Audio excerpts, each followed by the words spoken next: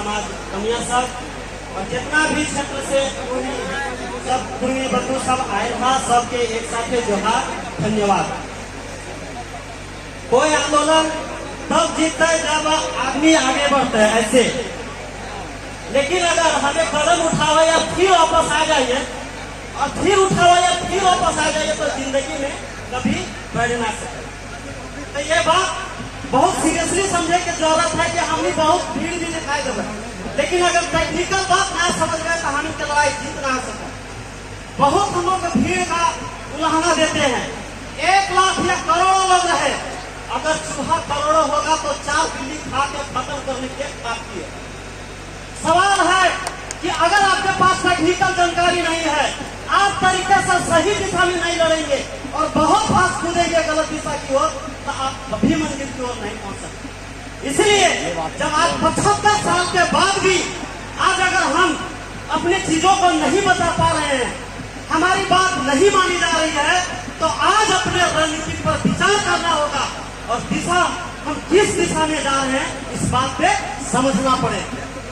आज कुर्मी कौन है, अगर यह परिचय किसी से पूछ दिया जाए तो कोई भी आदमी अपने ही परिचय ठीक से बता नहीं पाता कि कुर्मी कौन है, उसकी क्या परंपरा है, उनकी भाषा का क्या महत्व है, कैसे उत्पन्न हुआ, हम कौन है, हम कौन सी संस्कृति वाले हैं, कुछ भी पता नहीं।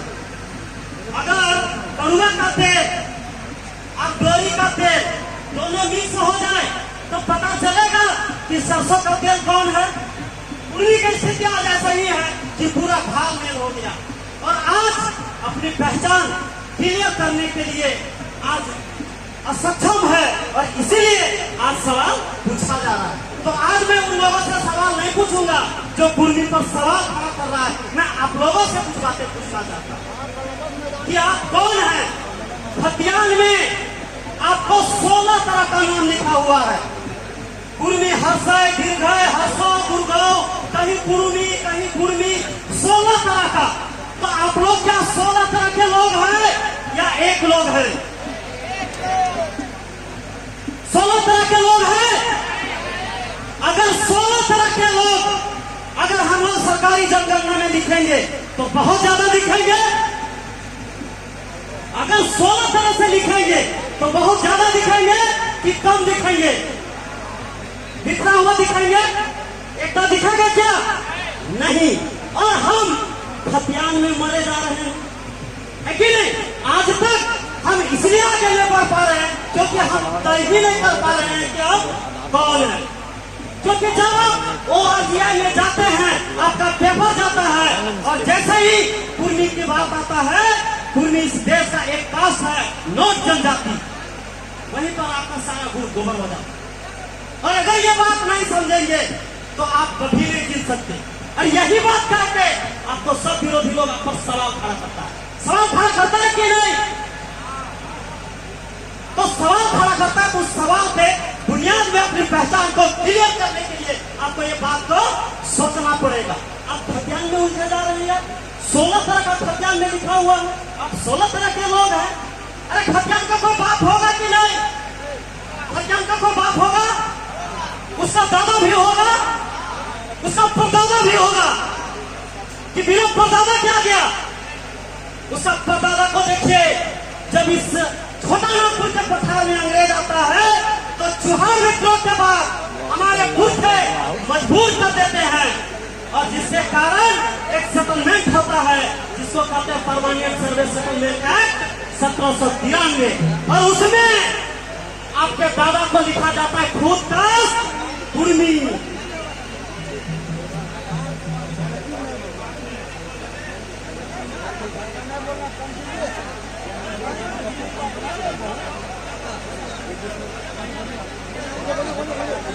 खुद कास्ट कुर्मी जिसके बारे में कहता है कि ये वो खुद कास्ट कुर्मी है जिसका जमीन किसी भी कीमत में गैर जाति के लोग नहीं ले सकता है।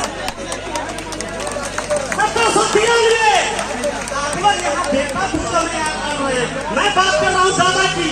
उस दादा में लिखा हुआ है कि अगर कुर्मी अपनी जमीन का टैक्स नहीं दे पाया तब भी उसकी जमीन नीलाम नहीं होगी।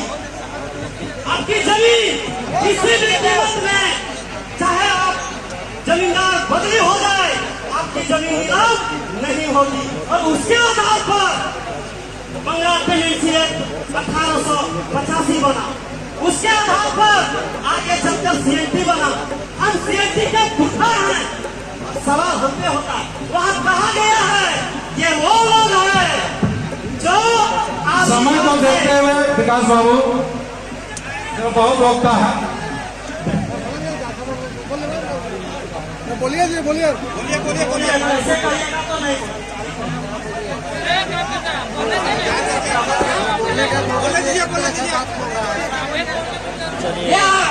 1793 का कानून आपको यूं ही नहीं मिल गया, वहाँ खुद का कुर्मी लिखा हुआ है। बाद में आपके साथ बहुत सारे स्टेट के लोग आए जो लिखने में गलती की, लेकिन एच रिजले ने आपके बारे में लिखा। Linguistic survey of India GA creation ने क्लियर कर दिया कि एक छोटा नागपुर का जो कुर्मी है उसके आग के नीचे डॉट लगा दिया और बोला कि इसको हाथ डॉट पढ़ा जाना चाहिए और इसको कुर्मी कहा जाना चाहिए। और इसकी भाषा में डॉट आग के नीचे लगा के बोला ये कुर्बानी है और ये ट्राइब है, आदिवासी है, ये क्लियर कर दिया है। इसके बावजूद भी हम इसमें उलझे हुए। सरकार समय समय पर आपको इस बात का क्लेरिफिकेशन किया है कि आप पूरे देश के कुर्मी से अलग हैं और जब तक ये अलग है इसकी पहचान आप नहीं करेंगे, आप सरकार के पटल में सवाल नहीं होता है कि आप ढंग से बात कर सकते हैं। इसीलिए ये आपको पहचान आपको देना ही पड़ेगा। और जो एच रिजले ने लिखा जो tribal and caste of Bengal, उस किताब के द्वितीय संस्करण में स्पष्ट रूप से कर दिया है। ORCI ने ये सारे समस्याओं को सुनकर कुर्मी लिख दिया है। इसीलिए अगर आज हम लोग बैनर में लिखे कुर्मी अधिकार महारैली, लेकिन अगर जनगणना में यही बात नहीं लिखेंगे तो फिर आप उसी दुष्चक्र में फंसे रहेंगे। तो अगर आपको जीतना है तो इस जनगणना में आपको कुर्मी लिखना पड़ेगा। खतियान में जो है रहने दीजिए, सर्टिफिकेट जैसा बन रहा है बनने दीजिए, इसको सुधार आगे कर लिया जाएगा। आप बताइए, पहले कोलकाता था, आज कोलकाता हुआ ना, ओडिशा था, उड़ीसा हुआ ना, बम्बई था, मुंबई हुआ ना, तो कुर्मी क्या कुर्मी नहीं हो सकता है? सरकार ने तो कर दिया है, आपको मानने की जरूरत। लेकिन जब आप भी लड़े रहेंगे तो एकता बनेगा। एक झंडा संगठन चाहे जो हो, एक मांग, एक नाम, अरे एक साथ आपको आना पड़ेगा। कैसे आइएगा? आज तक नामे क्लियर नहीं कर पा रहे। दूसरी बात भाषा, भाषा किसी भी समाज का बचाने का भाषा बहुत बड़ा चीज है। भाषा के बगैर कुछ नहीं चलता है। बोलते हैं कि भाषा हेरेले दिशा हेरा, है ना? तो भाषा बहुत बड़ा चीज है। अगर हम इसका महत्व को नहीं समझेंगे, लोग बोलता है कि हम खोखा बोलते हैं, कोई बोलता है नागपुरी बोलते हैं, कोई बोलता है पकनिया बोलते हैं। मेरे हाथ में ये कलम है, इसको बंगाल में भी कलम बोला जाता है, इसको महाराष्ट्र में भी कलम बोला जाता है, इसको कर्नाटक में भी कलम बोला जाता है, इसको जम्मू कश्मीर में भी कलम बोला जाता है और इसको हिंदी में कलम ही बोला जाता है। लेकिन कुंडी, जब कुंडी को कुंडी बोलता है, जब बंगाल में कुंडी कुंडी को कुंडी बोलता है, जब मानभूम में कुंडी कुंडी को कुंडी बोलता है, अपना सारा बात तो एक बोलता है, तो अलग अलग कैसे हो गया? जब हिंदी पूरे देश में कलम को कलम बोला जाता है और जब कुंडी कुंडी को कुंडी बोलता है तो उसका नाम कैसे बच गया भैया? तो साजिश है। आप 1921 के जनगणना में आप लाखों की संख्या में थे और 1911 के जनगणना में मात्र 43 है। तो क्यों नहीं कोई कहेगा कि आपकी भाषा खत्म हो गई? खत्म हम और आप ही कर रहे हैं। तो अगली जनगणना में आपको कुर्बानी दर्ज करना पड़ेगा, ये बात सीखना पड़ेगा। और मैं आप लोग को कह देता हूँ कि अगली रामगढ़ में इस साल हुआ था आपको विष्णुगढ़ में कुर्बानी भाषा का ट्रेनिंग 200 लोगों का टारगेट था, लेकिन 700 लोग ट्रेनिंग दिए। मैं उम्मीद करता हूँ कि अभी इस साल दिसंबर में रामगढ़ में होना है और मैं उम्मीद करता हूँ कि 700 था, क्या 700 को 1400 हो गए?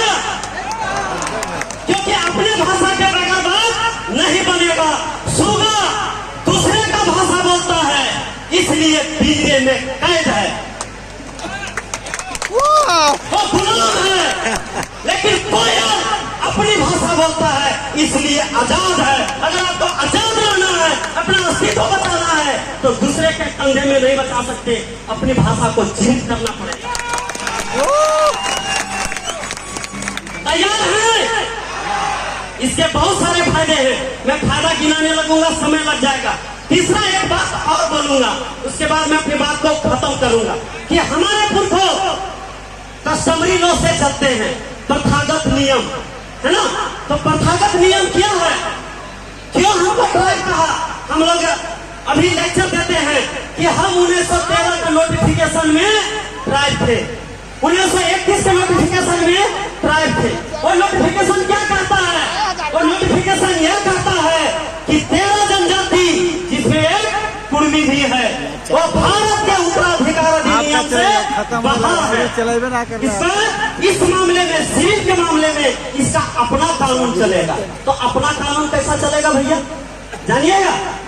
अपना कानून कैसा चलेगा? जब 1865 में जब यहाँ उत्तराधिकार अधिनियम लगा, 4 धर्म पर, हिंदू, मुस्लिम, हिंदू, सिख, जैन और बौद्ध, हमारे लोगों को उससे बाहर रखा। क्योंकि जब पहले रखा तो हमारे पुरखे विद्रोह किए और बोले कि ये कानून हम नहीं मानेंगे। क्यों? क्योंकि उस कानून में ये कहा गया कि बाप की संपत्ति में विवाहित बेटी के भी हिस्सा है ना। तो विवाहित बेटी के हिस्सा इस बात के लेके बोला, रे हमने अगर बेटी छुआ के जमीन में हिस्सा देवे तो हम इनके बहन के दिए तो बहन के भी दिए हो देवे, तो फूफू के दिए तो फूफू के भी देवे, तो आजी फूफू दिए तो आज जो जमीन बचल है हमने पास, तो उन्हें अगर हिस्सा लेने रहते तो रहते नहीं रहते। यही का समरी कानून है, इसी कानून के तहत हमारा जमीन बचा है। तो हमको क्यों एजेंट किया भाई? क्योंकि हमारे यहाँ नियम है कि हम अपनी जमीन किसी भी कीमत में दूसरे गुस्सी वाले को नहीं देते। गुस्सी मतलब गढ़ मतलब गोतिया। तो अगर हमारे गोतिया में कोई आदमी निर्बस हो जाता है, बेटी होता है लेकिन बेटा नहीं होता है, तो क्या बेटी दामाद को जमीन मिलता है? तो उसका जमीन गोतिया को मिल जाता है। सही से बोलिए, गोतिया को मिलता है ना? गोतिया मिलता है। क्यों मिलता है? क्योंकि अगर बेटी को चल गए दूसरा गोतिया में, दूसरा गोश्त में चल गए, तो दूसरे गोश्त में गए, तो हमारा जमीन दूसरे गोतिया में नहीं जाना है। ऐसा हमारा कस्टमरी कानून है, इसीलिए हमारे ऊपर CNT लगा, इसीलिए हमको भारतीय उत्तराधिकार अधिनियम से मुक्त रखा। अब इस कानून का बहुत सारा फायदा है। एक बात बताइए तो है ना, एक बात तो ये सुनी ला, बेटी छुआ के शादी हुआ है और बेटा के, तो बड़ बाबू के तरफ से दौरी मिला है। दौरी में कुछ डालल रहा है ना, कुछ डालल रहा। अब तो नहीं देखा कि वह दौरिया में बेटी छुआ बैठ के और ओकरा मतलब हाथ गोड़ बैठ जा है, टाइम के जहाँ सिंदूर दिया लगा वहाँ हमने लाना। ये बात सही है ना? अच्छा एक बात बताओ, रोज दिन बेटी छुआ अपन घरे आंगना में चले फिरे पारल है, तो सेजना ना भूले पारल ओकर गड़े कांटा गड़ गेल है जे ना चले पारल से दिन काहे वो दौरी में बैठ गेल, ओकर गोड़े कांटा गड़ गेल की नहीं ना।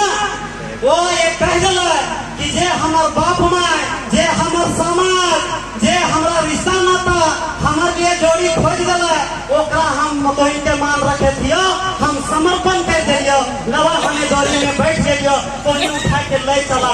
जे हमारा जेकर पास ले जेबा, जे हमरा सिंदूर देता है, ओकर बाद जेकरा बाद दिया बाद हम पहली बार मुंह देखबा, वह हमर जोड़ी रहता है। अंते पंते ताक झांक नहीं करता। मतलब हमनी के मर्यादा में रह के परंपरा देला। और जाना है हमनी में एक रिवाज और एक बात होके देखिए, अपनी कस्टमरी को समझे कि आप फायदा क्या नुकसान है। अभी एक ही बात में समझ में आ जाएगा आप लोग। तो हमनी के पुरखा दौरी में कुछ सामान भेजा है, ओकर में एक पैसा रहा। तो पहले शादी ब्याह वाला ना, तो पहले आज की तरफ पैसा बेटी पक्ष से ना दिया और उल्टी बेटी के पक्ष के ही बड़ बाबू के तरफ से पैसा जा। काहे जाना है काहे कि बेटी छुआ जे शादी करके ले गए थे अगर वो ना लेते ना बेटी छुआ के तो ओकर वंश बढ़ते नहीं बढ़ते। तो ओकर पर नैहर के कोई भार न रहना चाहिए। उस भार अगर रहता है तो हमारे घर भार ठीक से ना उठ के पाते, इसीलिए वो भार के वो ऋण के उतार देना है। कोई भी ऋण नैहर के ना रहना चाहिए। तो बेटी छुआ पर का ऋण है जो कि ओकरा मैया जन्म दिला 9 महीना पेटे रखल और बड़ा दर्द है कि ओकरा जन्म दिला। ये पीड़ा जो सहल है ये ऋण बेटी छुआ पर है कि ना? ये ऋण बेटी छुआ पर है ना? तो ये ऋण के उतारे वास्ते माँ जन्म दिला उस समय जितना ओकरा दर्द भेला तो 6 दिन तक जे खाए के माँ सौठा है सौठ हल्दी और भी जे चीज से सौठा है उतना चीज वहाँ दिया रहा है ताकि बेटी छुआ पर माँ के ऋण ना रहे। आप ऋण मुक्त हो के हमारे यहाँ आवे है ना? तो हमने का पूरा नियम चलेगा है कि हमें ऋण मुक्त करके लाना है और हमने बोला है कि 5 लाख दे और एक हीरो होंडा दे नहीं तो शादी ना हो।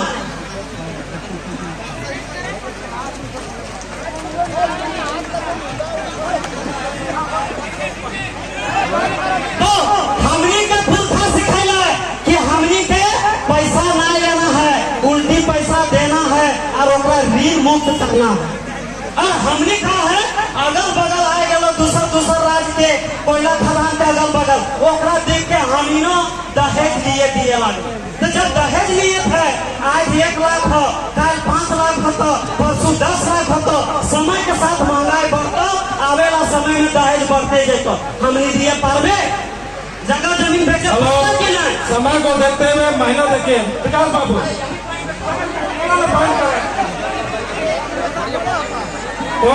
देखिए समय काफी हो गया। महिला लोगों को सुबह से बैठी हुई है विकास बाबू आपसे